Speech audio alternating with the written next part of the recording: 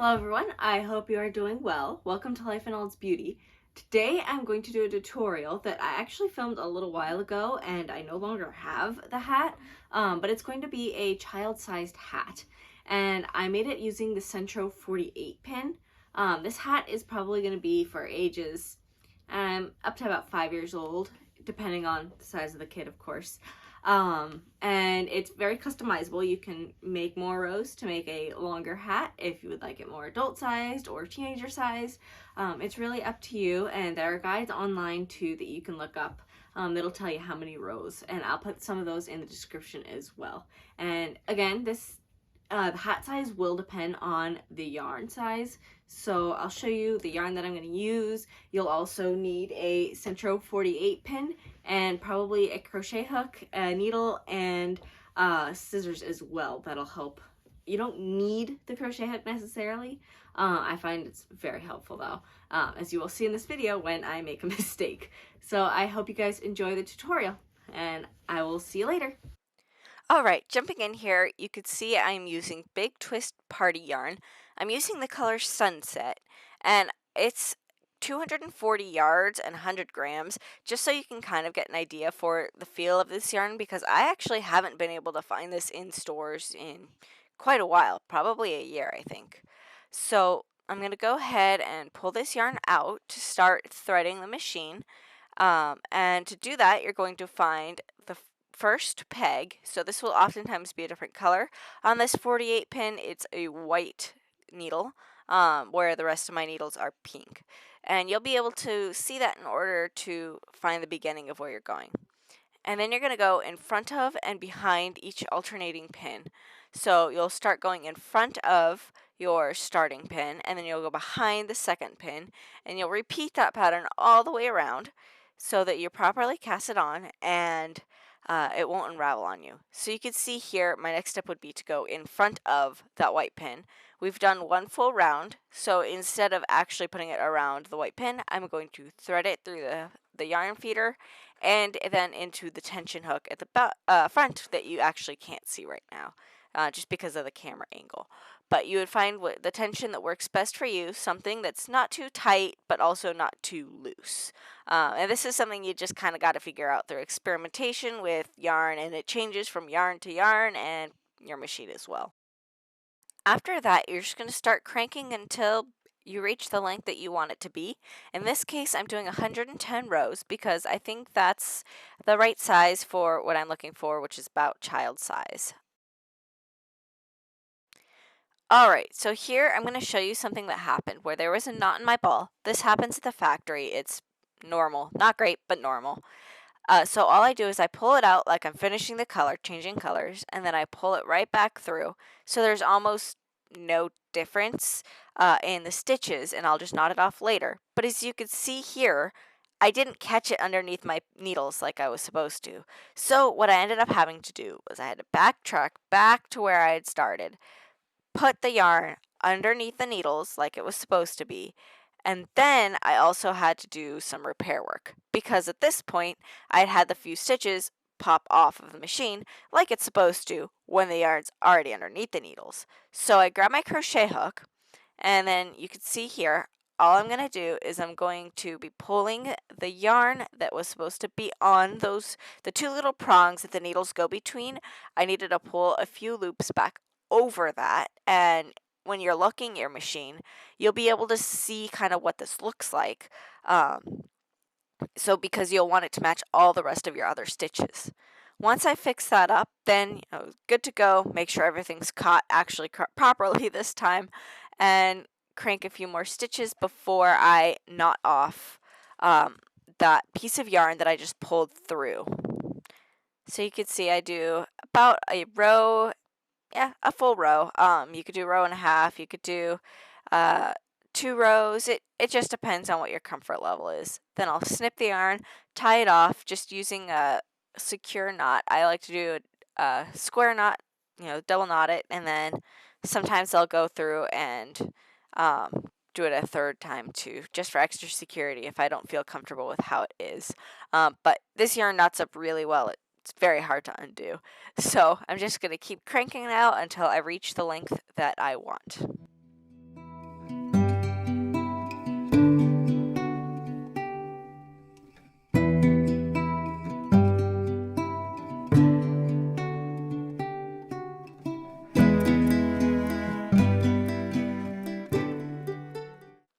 It got long enough to where it was starting to drag on the table that I was working on. And that's not good because that can cause a lot of complications. You'll drop stitches, get tuck stitches. So all you do is you simply just roll it up like I did here and keep it off of the table, and that'll help for a much better, smoother process.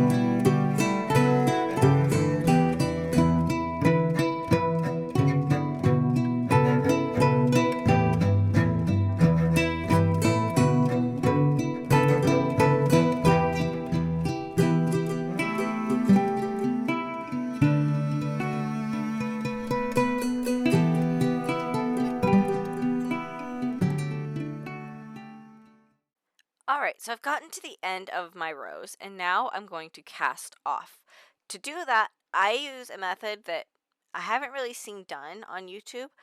It works best for me. All I do is I clip off maybe about a foot worth of yarn, and then I'm going to hold it out of the way, and I'm going to crank another row, and then I'll crank another row again. So this first row, you won't really see a change. It'll just go around. But then the second row, you'll see it starts coming off. And neither of these two rows count towards your total row count if you're doing a counted pattern. Then all I'm going to do is I'm going to thread that tail that we just had onto my needle, and I'm going to carefully pick up every stitch around the edge of this hat. And you'll be able to see there'll be live stitches, so you have to be very careful to not drop them, to not let them pull through. I've found that this way works best for me because when I try the more common way of casting off while it's still on the machine, I find that I somehow mess it up and drop a ton of stitches. This way just works best for me. I recommend experimenting with different methods to see which way works best for you. Whether that's one that uses waste yarn, whether that's one, like I said, on the machine, the one that doesn't work for me, or whether it's this way and you just find this way easier for yourself. So definitely experiment, find what works best for you.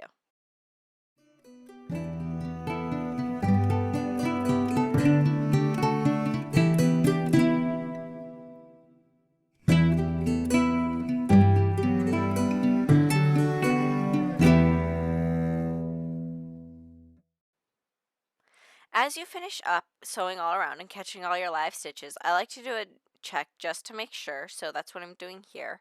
And then I'm going to stretch out the piece a little bit and flip it inside out. Not fully, just halfway through, so you can see here, because I'm making a hat, it's going to be 2 layers thick. And I pull one end through. I think I've got the top of it, the part that we casted off. I've got that part on the outside, and then I've got the part that we started off with, the bottom, on the inside. Doesn't matter, whichever works best for you, whichever makes most sense to you. So you can see here, I'm trying to adjust this, pull it a little bit tighter, because what I'm going to do is each of those live stitches, you can see that there's stitches on the top and on the bottom. And I'm going to alternate between the top and the bottom, picking those stitches up so that I can make sure that this hat is fully stuck together in the 2 layers and it's not going to come apart, start falling apart like that. I I'm not sure if this is a common practice, but I think it works best for what I'm looking for, and I feel most comfortable with having it like this.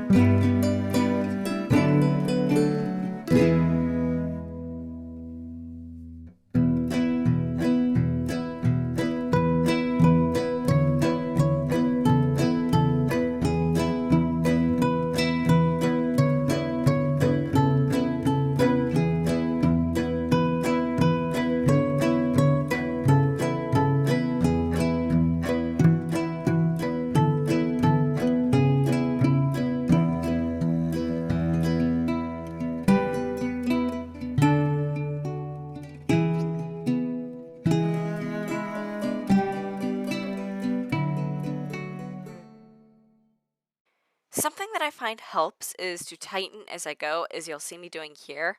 I find that it makes it just a little bit easier at the end, tightening things up, and can help avoid yarn breakage, which is a really big disaster and something you want to avoid.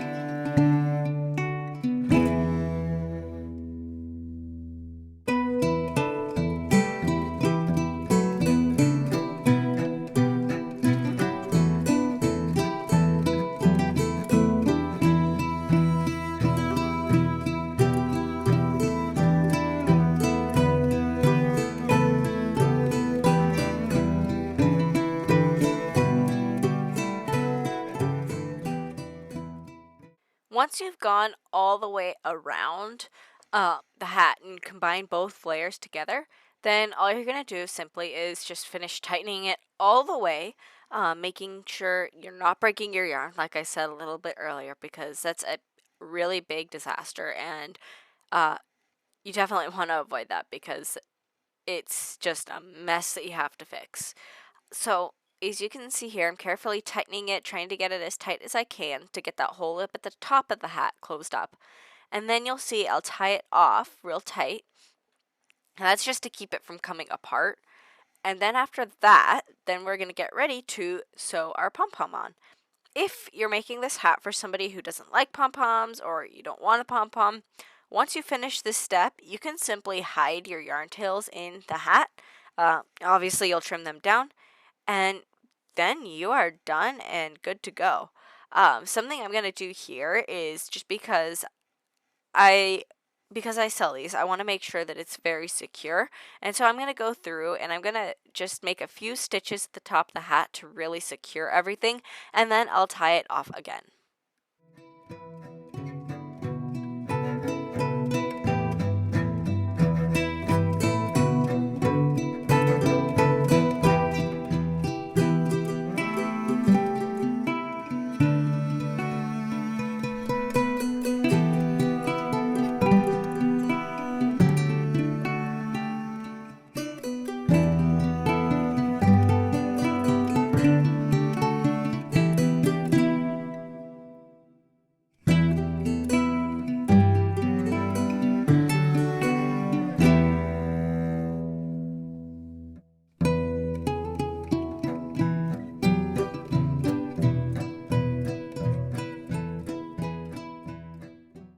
It is now time to add the pom-pom. I got these off of Amazon, and you can see it's kind of scrunched.